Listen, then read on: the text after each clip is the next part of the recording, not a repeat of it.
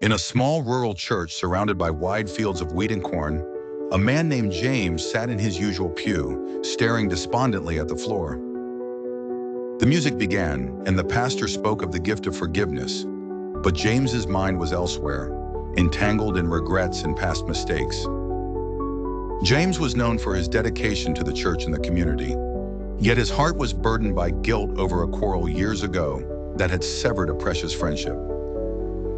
He had sought forgiveness from his friend, but deep within, he couldn't find a way to forgive himself. One Sunday, a young man unknown to James stood up to give his testimony ahead of his baptism.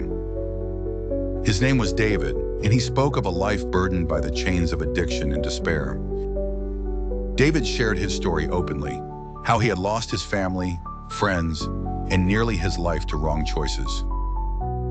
With tears in his eyes, David recounted how he had wandered into a church one evening, seeking warmth, not knowing he would find more than physical comfort. And there, he continued, I was told of Jesus who loves sinners, of a Savior who forgives and renews. David explained his journey to finding peace, depicting the battle with self-condemnation he had fought. James listened intently as David spoke about the night he truly accepted Christ into his life. It was as if David's story mirrored his own struggles. The only difference was David had found a way forward.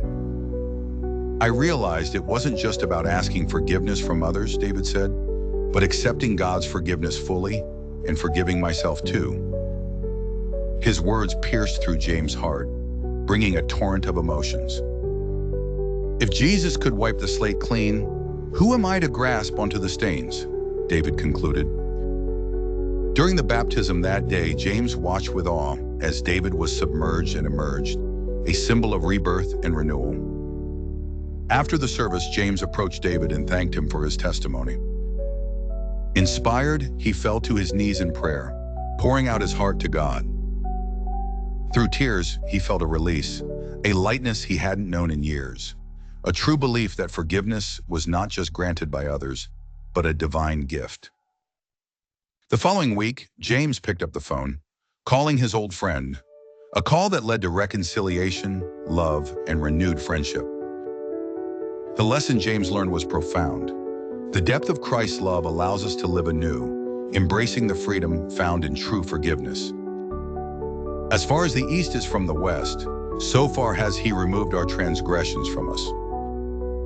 The following Sunday, when James lifted his voice in hymn, it was unshackled and free, echoing a newfound peace in God's redeeming grace.